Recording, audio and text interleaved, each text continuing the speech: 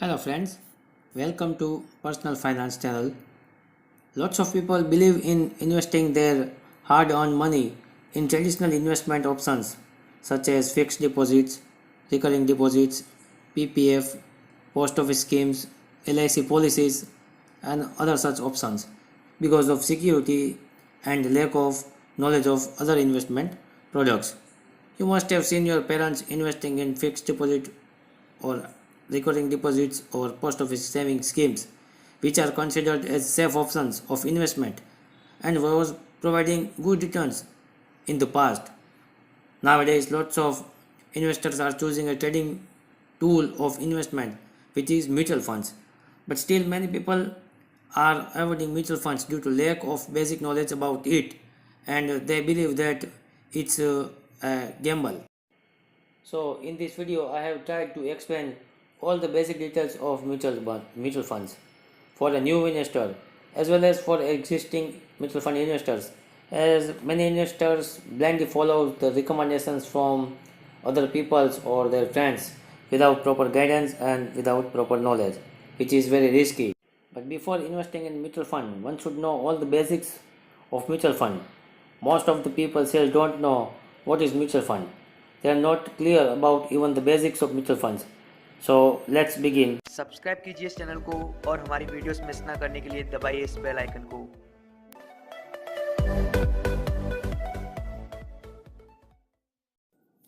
What is mutual fund? Basically, mutual fund is made of two words, which is mutual and fund.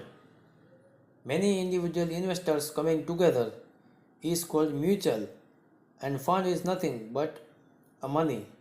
So many individual investors pooling money for a common purpose is called a mutual fund, and the purpose here is to get benefit from the capital market to make the money. Now let us see what is mutual fund in a more technical way. A mutual fund is a professionally managed investment scheme usually run by an asset management company that brings together a group of people and invest their money in stocks, bonds and other securities. Those securities are professionally managed on behalf of the unit holders, and each investor holds a pro rata share of the portfolio that is entitled to profits as well as losses in the portfolio.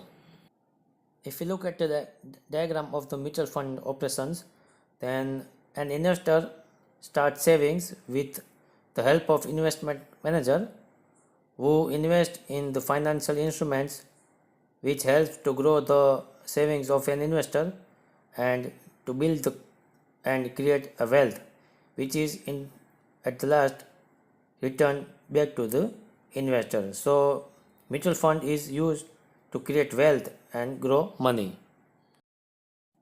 So mutual fund is a financial instrument that allows a group of people to pool their money to build a huge corpus, and then this money is invested by a group of people which we referred as a fund managers, who are investment experts, have deep understanding of investing in stock market and overall financial markets.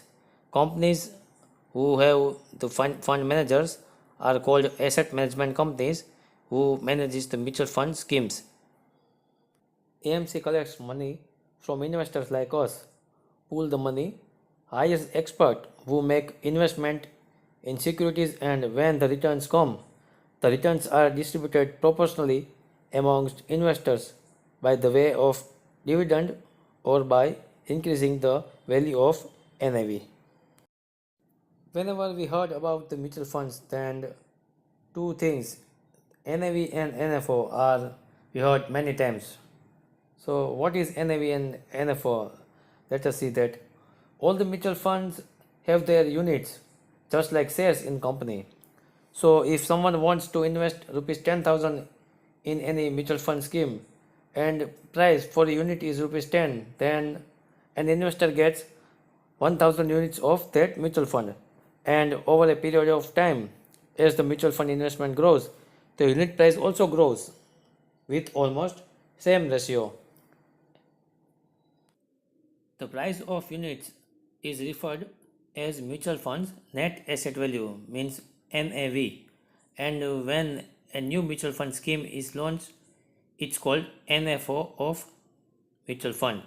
It means a new fund offer, just like IPO in case of new companies share issue to public.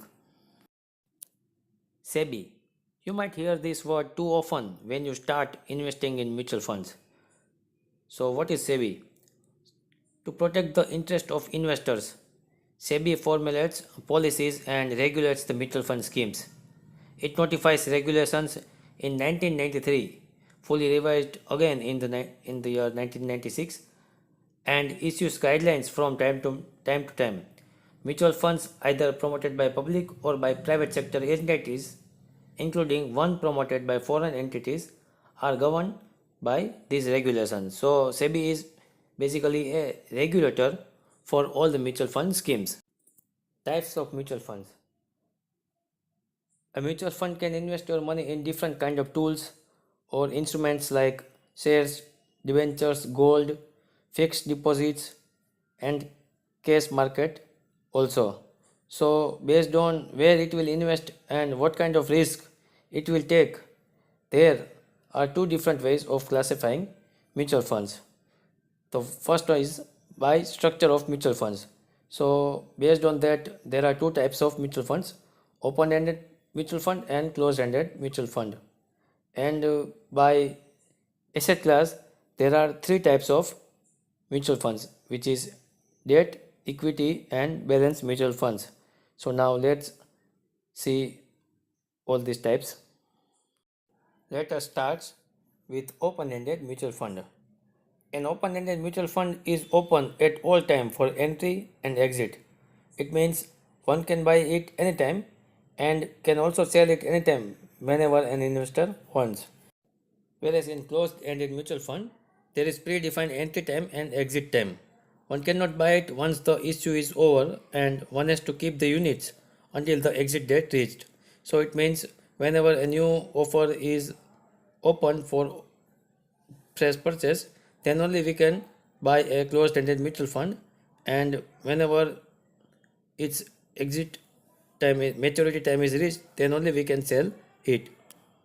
In most cases, open-ended schemes are suitable for a wide range of situations and hence can be preferred over other types. By investment objective and investment style and investment strategy, mutual funds are divided into three main categories, which are equity, debt, and balance funds. You should know about the types of mutual funds and then invest in different funds by deciding your goal and time frame. First of all, let us see what is equity funds. Equity funds invest in stock market, so it has risk, but the returns are much better than other investment options. This type of fund is suitable for people looking for high returns with extra risk. The people who don't understand direct investment in stock market, do not have time to watch the market regularly, don't have good knowledge of analyzing company performance, can choose equity funds with higher risk. Equity funds directly invest in stock markets, so you can get the benefits of stock market with the equity mutual funds. Debt funds are highly safe and very less volatile. Debt funds are very much similar to fixed deposits. They can beat FD returns by 1 or 2 percentage. Debt funds have their major holdings in secure and fixed income instruments like company fixed deposits and company bonds. They also put some proportion in equity for better returns.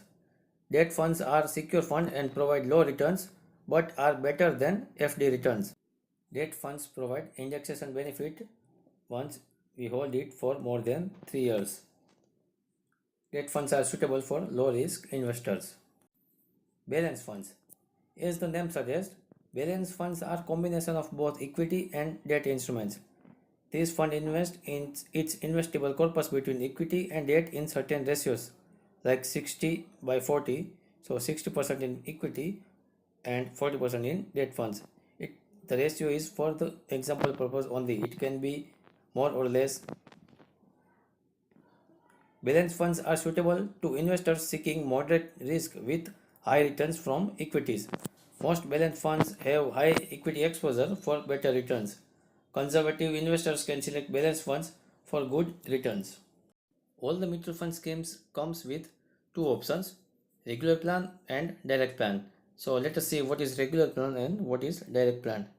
A direct plan is an investment in a mutual fund scheme that you make in which you do your own study and analysis, understand the risk and invest yourself without the need of a distributor or agent or a broker. So it is called a direct plan. A regular plan is an investment plan in which you seek the help, support, assistance, and guidance from a distributor, agent, broker who will assist you in the investment process. The underlying securities offered by the scheme will be the same for both the type of plans. There is no any commission fees with direct plans. So the direct plans are more beneficial to investors. There are two types of returns from the mutual fund schemes. The one is dividend and the second is growth option. In dividend option, whatever profit is earned by the mutual fund scheme is paid to the investor on periodic basis by way of declaring dividend. Please note that dividends can be shared with investors only when there is a surplus or a profit is available. If the mutual fund scheme is in loss, then there is no any dividend distribution. So there is no guarantee that a scheme declares dividend each time. Regular plan and direct plan both are different schemes, and hence if one scheme distributes dividend, it is not mandatory that direct plan also declares dividend. So there are many occasions that a regular plan declares a dividend but direct plan does not have declared a dividend. Whereas in growth option, whatever profit is earned by the mutual fund scheme is being added to the scheme corpus, which results in increase of NAV of the scheme. So the dividends that the scheme gets for having invested in equity shares, the interest that the scheme gets for having invested in debt securities, the capital gains and profits will all be in turn be added to the scheme corpus. So at the end the scheme corpus is increased, so the NAV of the fund is also increases. In this manner, compounding of money takes place, and over a long period of time the growth option delivers good exponential type of returns. For a long tenure, there is always a good choice to invest in a growth option. Whenever you think of investing in a mutual fund, one main thing that we concern about is systematic investment plan. So what is a systematic investment plan? Mutual fund investor often hear the word SIP or systematic investment plan. SIP is so attached to mutual funds that most investors see that SIP is the only way of investing in mutual funds, which is not true. SIP is a systematic method of investing in mutual funds in a timely basis. A SIP is planned approach toward investments. It starts the habit of saving and building wealth for the future by investing in small amounts but at regular intervals. The core logic behind SIP investing is that you keep investing irrespective of stock market conditions. So it will average out the units that we held for any particular scheme. What is exit load? We invest in mutual fund long-term investment perspective. The fund manager to invest our money into securities that have long-term growth prospects. However, if an investor exits the scheme before the intended duration, it will force the fund manager to sell the securities before they actually grow. So the concept of exit load was introduced whereby an investor is forced to pay a penalty if he does not stay invested for the minimum duration of the scheme. Based on the type of mutual funds, the exit load varies from scheme to scheme. It is high for the equity schemes and low for the debt schemes. So friends, in this video we have learned about the mutual funds and the terms used while purchasing the mutual fund schemes. I hope you all like the video. Please share it with your friends and your relatives so that they all know about the mutual funds and start building their future corpus. Thank you. Let's see in the next video.